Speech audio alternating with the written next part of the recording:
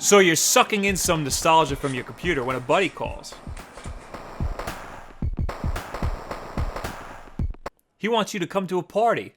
Ugh. Now you have to go out. But wait, all of your ROMs and save files can sync to your phone. So you can continue your gaming experience at the party. God, you're such a catch. Hey.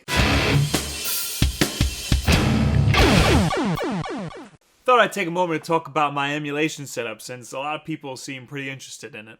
For those of you who are completely oblivious, emulators are basically computer programs that allow you to play old school games like NES games, Super NES, Sega Genesis, even Nintendo 64. ROMs are the games themselves. So emulators are systems and ROMs are games. A little bit of warning, you should not download games that you don't already own.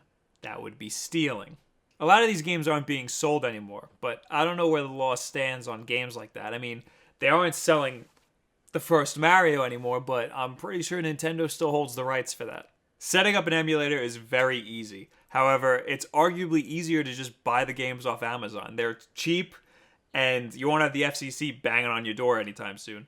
That being said, I like using coolrom.com for all of my ROM downloading. If you're using Windows, you might want to use the alternative download link. Otherwise, they make you download their executable file, and I don't know if you want to do that. It might be malware. If you're looking for an emulator, coolrom.com has them too, but I would just use Google and download them straight from the developer.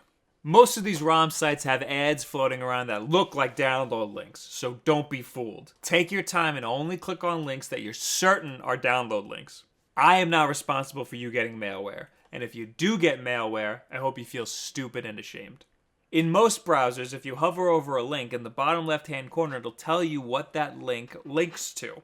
If it doesn't look like something that you want, don't click on it. So with all of that out of the way, I'd like to show you guys what I got going on my Mac. This emulator is called OpenEmu. OpenEmu? OpenEmu? It's got every system you can ask for in one app.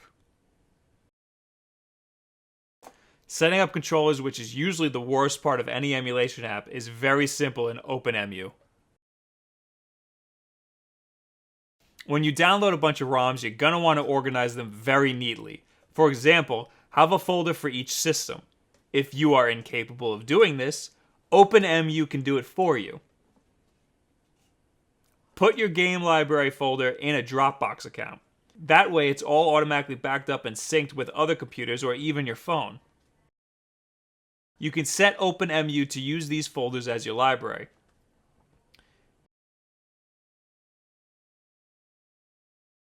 You may want to uncheck this if you don't want OpenEmu to make a copy of all of your games.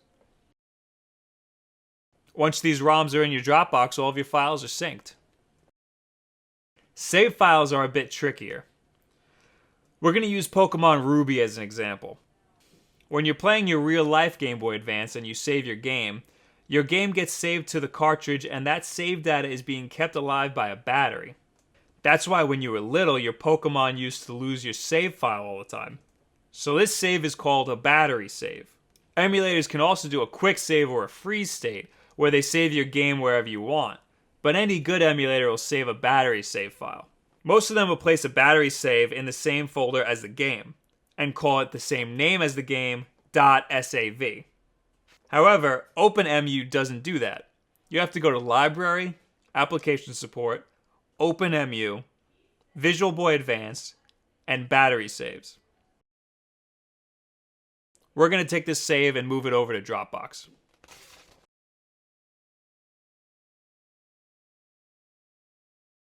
Moving over our Windows computer, we'll open up a different Windows emulator. This one's called Visual Boy Advanced. Visual Boy uses .sav files just like OpenEmu does.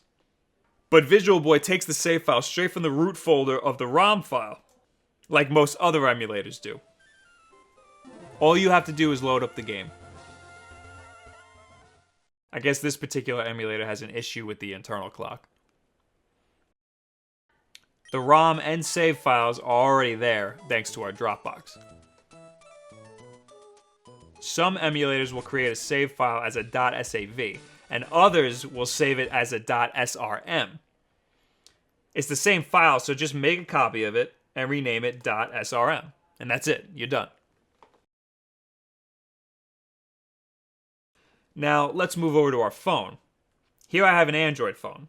Don't ask me how to do this on an iPhone, I have no idea. The easiest emulator for Android is RetroArch.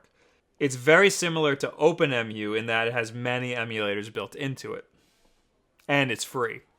There's also a Windows equivalent, however, it's very difficult to set up. You're going to want to download Dropsync as well. This app will let you sync a select folder from your Dropbox to your SD card.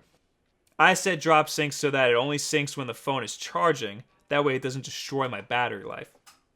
I also set it to exclude my Dreamcast and PSX folders, because those files are pretty large and I don't want to take up too much space on my phone.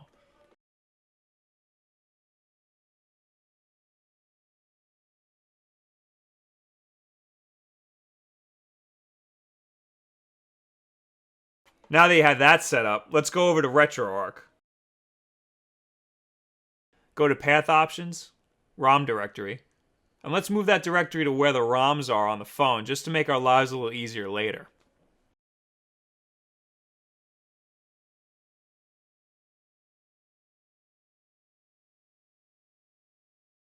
RetroArch uses .srm files for Game Boy Advance saves, and it will detect them if they're in the root folder of the original ROM file, just like Visual Boy Advance does. Even though the .srm file doesn't show up in the directory, it's there and RetroArch recognizes it. It's a good thing we renamed the file earlier. Now when you save and this .srm file gets overwritten, it'll automatically sync to your Dropbox and to your computer. From there, you'll probably have to rename it .sav if you want to play it on Visual Boy Advance on Windows or OpenEmu. And in OpenEmu, you're going to want to move it back into that battery saves folder. I used Game Boy Advance as an example, but you could do this with all systems. Your ROM files will be synced between all of your computers and your phone. Your save file is a little bit trickier, but hopefully this tutorial helped you out a little bit. If you had any problems, leave it in the comments and I'll try to help you out a little bit, but ask Google first because I'm probably going to Google your problem anyway. If this video helped you out in any way, like it and it'll help us out a lot. Subscribe to the channel, that helps us out tremendously. Like us on Facebook because that also helps us out tremendously. Thank you guys very much. Have a good week. We are doing something fun today. We are going to play Nintendo World Champions. 1990. And we're going to do a little versus. Yep. Tomb Raider, BioShock Infinite, Borderlands 2, and Uncharted 3. These are all AAA titles that are on that free game list. Not like I didn't pay full price for all of those or anything.